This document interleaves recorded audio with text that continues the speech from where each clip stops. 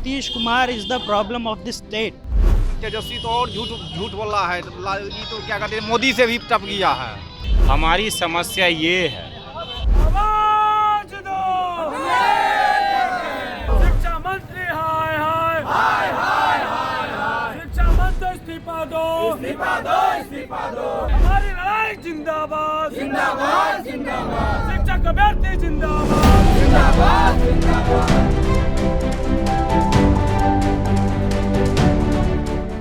यहाँ पर अभ्यर्थी जो है वो मेरे साथ मौजूद हैं। मुद्दा क्या है? आप लोग 3 दिवसीय आंदोलन कर रहे हैं, किस चीज़ को लेकर के आप लोग? हम लोग जो ये आंदोलन कर रहे हैं 3 दिवसीय, वो शिक्षक बहाली को लेके कर रहे हैं।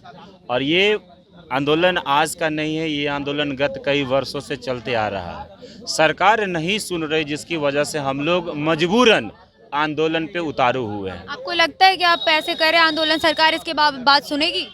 लोकतंत्र में यही एक आधार है और अंतिम प्रयास है कि सरकार अगर मेरी बात को नहीं सुनती है तो हम धरना दे सकते हैं, शांतिपूर्ण ढंग से प्रदर्शन कर सकते हैं, सरकार से आग्रह कर सकते हैं। इसके अलावा हमारे पास क्या विकल्प है? सरकार ने निकाला कि एक समाधान यात्रा निकाल रहे हैं, ये समाधान यात्रा नहीं है। अगर समाधान यात्रा होता, समाधान का मतलब समस्या लाइए, हम उसका निदान करते हैं। हमारी समस्या ये है शिक्षकों की बहाली, आप इसका समाधान कर दीजिए ना।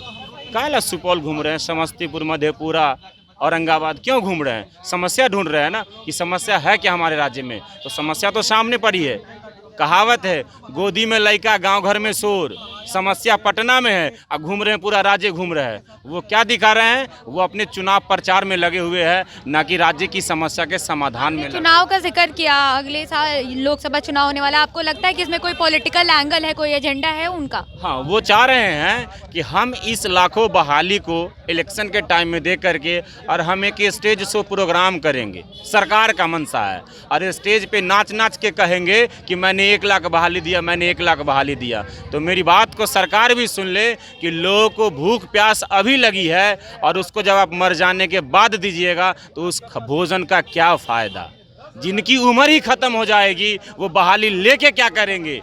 इसलिए हम सरकार से विनती करते हैं कि वो जो यहाँ के शिक्षक अभ्यर्थी हैं उनकी मांगों को सुने और जल्द से जल्द ये नोटिफिकेशन, ये जो विज्ञापन है उसको जारी करे, और ये राज्य की जो शिक्षा व्यवस्था है उसको सुदृढ़ करे। उसमें जो योगदान हो सरकार के तरफ से वो योगदान अपना दे, जिससे कि राज्य की जनता, शिक्षक अभ्यर्थी, युवा वर्ग, बुजुर्ग सभी उस सरकार का नाम ले, मान सम्मान करे।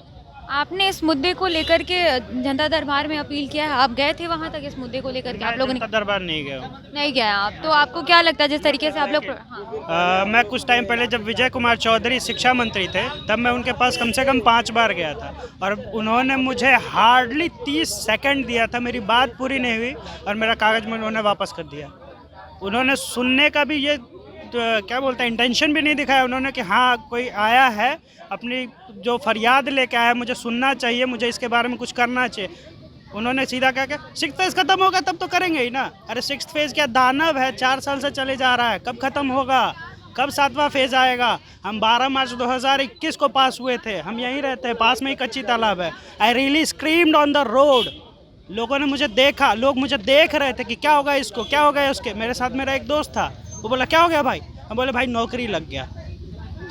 बिहार में सरकारी नौकरी का मतलब आप भी समझ रही होंगी, हम समझ रहे हैं। हम 2 साल से रोड पे बैठे हैं। हम ये कभी उम्मीद नहीं किए थे कि हम यहाँ धरना करने आएंगे। जब हम यहाँ से हम यहीं गर्दनी बाग में रहते 25 सालों से। जब हम यहाँ से निकलते हैं ना, पहले वहाँ आर ब्लॉक के पास में हड़ताल का वो लगा रहता था, तो हम देखते थे ना तो उन पे हंस देते थे, ए फालतू में है, ऐसे ही है, वैसे ही है, क्या करते हैं, दिन भर बैठे रहते हैं। आज हमें लग रहा है कि उनका नीड था वो चीज़, और मुझे पता नहीं उन्हें मिला होगा नहीं मिला होगा, मुझे दिख रहा है ना कि नहीं हमें नहीं मिल रहा है, हमारी बात ही नहीं सुनी जा रही है। अब एक चीज़ जो सारे लोग कॉमनली पूछ रहे हैं कि नीतीश कुमार जी समाधान यात्रा पे निकल रहे हैं, किस बात का समाधान कर रहे हैं आप? किस बात का समाधान कर रहे हैं आप? प्रॉब्लम है, Nitish Kumar is the problem of the state, और इस प्रॉब्लम को सॉल्व करने की आवश्यकता है। किसी भी जातिवादी एंगल से मत रखिए। आपको वोट देना है, हमें वोट देना है। जब मुझे मेरा डेमोक्रेटिक राइट यूज़ करने का समय आएगा तो मैं बहुत अच्छे से इस्तेमाल करूँगा इस चीज़ का। मुझे पता है मुझे क्या करना है। मैं इसका इस्तेमाल करूँगा, पहली बात। दूसरा, आप किस बात का समाधान कर रहे हैं जब जनता आपके पास जा ही नहीं रही है? हाँ, Z+ सिक्योरिटी लेके जा रहे हैं आप, आपके पास जो वो क्या बोलते हैं जिस Z+ में अगर मान लीजिए NSG कमांडो बैठ रहे हैं आपके साथ, जा रहे हैं आ रहे हैं, जनता आपके पास आ ही नहीं रही है तो आप उसका क्या सुन रहे हैं? हाँ, BSSC का पेपर लीक हो गया, आपसे पूछते मीडिया पूछ रही है सर पेपर लीक हो गया, आप क्या है पेपर लीक हो गया हमको पता नहीं है। डाक बंगला पे लाठी चार्ज हो गया, लाठी चार्ज हो गया हमको पता नहीं। अरे सर आप मुख्यमंत्री, आपको नहीं पता है तो किसको पता है? जब पुलिस आपके कंट्रोल में है, आपके क्या बोलते हैं डायरेक्शन पे ही ना पुलिस लाठी चार्ज करेगी, वाटर कैनन का इस्तेमाल करेगी। तो आपको कैसे नहीं पता है कि उन्होंने लाठी चार्ज कर दिया? आपको कैसे नहीं पता है कि पेपर लीक हो रहा है? हाँ, और आपके कंट्रोल में नहीं है चीज़ें। जब आपके कंट्रोल में चीज़ें नहीं है तो it's better to resign from that. आपको लगता है तेजस्वी यादव अभी युवा नेता है, ठीक है, तो आपको लगता है कि जिस तरीके से वो युवाओं की बातें सुनते हैं, कहते हैं वो कि इतनी बहाली करेंगे, तो वो बस पेपर पे दिखा रहे हैं या फिर असलियत में भी वैसा कुछ है उनकी तरफ से? पेपर में दिखा रहे हैं, जमीन पर कुछ नहीं है, सिर्फ पेपर में है। और ये जो है ना तेजस्वी तो और झूठ बोल रहा है, ये तो क्या कहते हैं मोदी से भी टप गया है, बुझे कि नहीं? इससे तो बेहतर हमको लग रहा था कि विजय चौधरी शिक्षा मंत्री है वो अच्छा है, ये चनेलू शिक्षा मंत्री से। चंद्रशेखर जी पिछले कुछ दिनों उन्होंने बयान दिया था रामचरितमानस को ऊपर लेकर, आपको लगता है शिक्षा मंत्री होने के बावजूद वो जैसे बयान दिए वो दर्शाता है कि वो शिक्षा मंत्री नहीं होने चाहिए थे? बिल्कुल बिल्कुल, आपने सही सवाल खड़ा किया है। एक शिक्षा मंत्री के देखिए कि पूरा राज्य ने, पूरा देश उन पे सवाल खड़ा किया कि एक ऐसा राज्य बिहार है राज्य जिसका शिक्षा मंत्री प्रोफेसर चंद्रशेखर प्रसाद जी ने एक रामचरितमानस पे सवाल उठाया है, जो समझिए कि हिंदू धर्म का एक ग्रंथ है, और उस पर अगर आपने अमर्यादित भाषा का प्रयोग किया है, आप काहे का शिक्षा मंत्री? मतलब आपके पास ज्ञान का अभाव है, आप उस पद के लायक नहीं हैं। लेकिन ये महागठबंधन की सरकार, ये जो क्या कह सकते हैं कि विफल सरकार कहिए, जो मन में आ रहा है उजुल फुजुल की बातें करते जा रही है। एक तो विवादास्पद बयान दे दिया रामचरितमानस को लेकर के, दूसरी बात शिक्षा के अभ्यर्थी पे आइए तो कभी कहता है कि 1 लाख सीट पे बहाली होगी, कभी कहते हैं 2 लाख सीट पे बहाली होगी, कभी कहते हैं 3,30,000 सीट पे बहाली होगी, कभी कहते हैं कि 50% नई बहाली होगी और 50% जो होगी प्रमोशन होगी। आप क्या बयान दे रहे हैं? ये समाधान है कि व्यवधान है? आप क्यों ऐसा व्यवधान उत्पन्न कर रहे हैं समाज में? ये जो भी स्थिति पैदा कर रहे हैं, आप क्या कर रहे हैं समाज को? ये कहीं से समाज को जोड़ने का काम नहीं कर रहे हैं, ये समाज को तोड़ने का काम कर रहे हैं। जनता बर्दाश्त कर रही है, बर्दाश्त की भी कोई एक सीमा होती है। जितनी सहन क्षमता होगी हम उतना ही बर्दाश्त करेंगे। हमारी कैपेसिटी 50 किलो वज़न ढोने का, हम पे जब 1 कुंटल वज़न डाल दिया जाएगा तो हम दब के मर जाएंगे। तो जनता बर्दाश्त करे, जिस दिन इसको लग जाएगा कि ये सरकार ये हद से फाजुल कर रही है तो उस दिन इसको गद्दी से उठाकर फेंक दिया जाएगा, और वो समय अब दूर नहीं है जो इन्हें उठा के फेंकना पड़ेगा। आपको लगता है कि अगला जो चुनाव आएगा उसमें नीतीश कुमार की सरकार नहीं, कि जिस तरीके से वो स्टूडेंट्स को निगलेक्ट करते हुए चल रहे हैं, तो आपको लगता है कि एकता होती है स्टूडेंट की, वो एक साथ आएगी अगले चुनाव तक? जी, सरकार तो वैसे भी नहीं नीतीश को, हकीकत में देखा जाए तो ये इसको कुर्सी कुमार नाम दिया गया है। ये कुर्सी के लालच में एक ऐसा, ये कह सकते हैं कि लवर हैं कि किसी के साथ अरेंज होने के लिए तैयार हो जाते हैं। कैसा भी लोग अगर इनको मिल जाए तो खाली कह दे कि हम तुमको कुर्सी देने के लिए तैयार हैं, तो उसके साथ वो अफेयर करना शुरू कर देते हैं।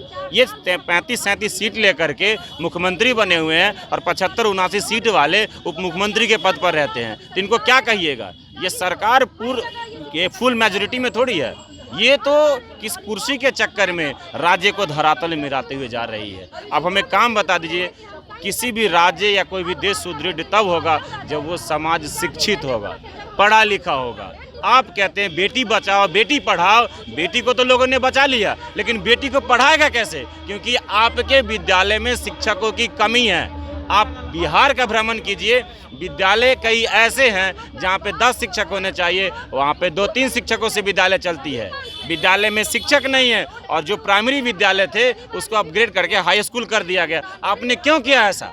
अगर आपके पास शिक्षकों की कमी है, पैसा की कमी है, आप हाथ खड़ा कर दीजिए कि सरकार हमसे चलने वाली नहीं है, हम अपने पद से इस्तीफा देते हैं। लेकिन ना आप कुर्सी छोड़ रहे हैं, ना आप राज्य को सुदृढ़ कर रहे हैं, तो ये क्या कर रहे हैं आप?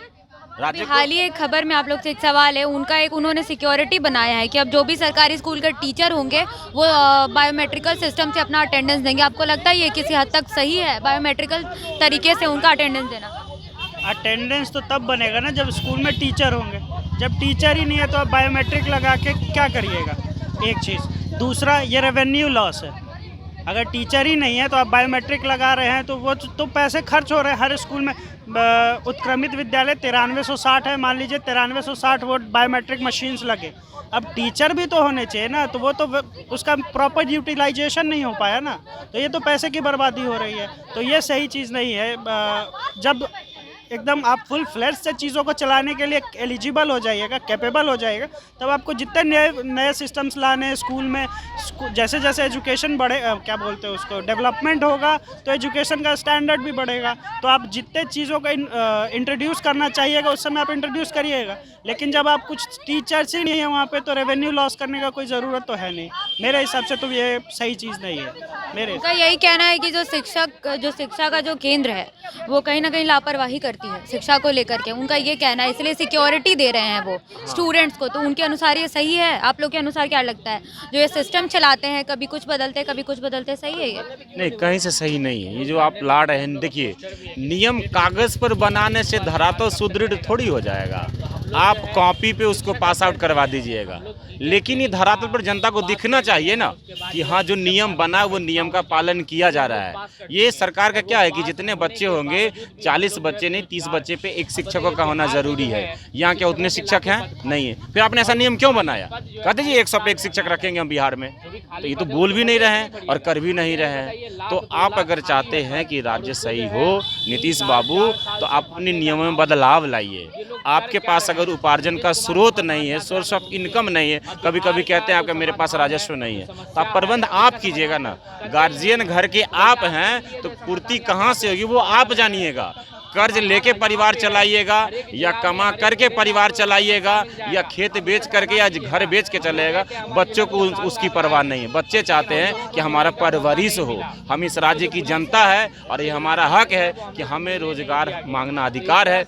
लाके कहाँ से देंगे, इसकी भरपाई कैसे होगी, ये सोचना आपका काम है। ये हमें मत सुनाइए कि हमारे पास राजस्व नहीं है, हमारे पास पैसों की कमी है, हम नहीं कर सकते। नहीं कर सकते तो छोड़ दीजिए, दूसरा आएगा, दूसरा आएगा। दूसरा तो तैयार है। बीजेपी वाले कह रहे हैं कि नहीं होता तो छोड़ दे, हम उसको देखने के लिए तैयार है। तो देखा आपने किस तरीके से स्टूडेंट्स जो हैं, अभ्यर्थी जो हैं, वो प्रोटेस्ट पर बैठे। उनका यही कहना है कि 7वें चरण का नोटिफिकेशन जो है उसको जल्द से जल्द नीतीश कुमार लागू करे, और अगर वो नहीं कर पा रहे हैं तो वो इस मुद्दे पर हाथ खड़े कर दें। तो चलते हैं हम इसी खबर के साथ। नमस्कार, आप देखते रहें लोक आवाज़। अगर आपने हमारे चैनल को सब्सक्राइब नहीं किया है तो यूट्यूब पर सब्सक्राइब जरूर करें और फेसबुक पेज को लाइक और शेयर करना ना भूलें। धन्यवाद।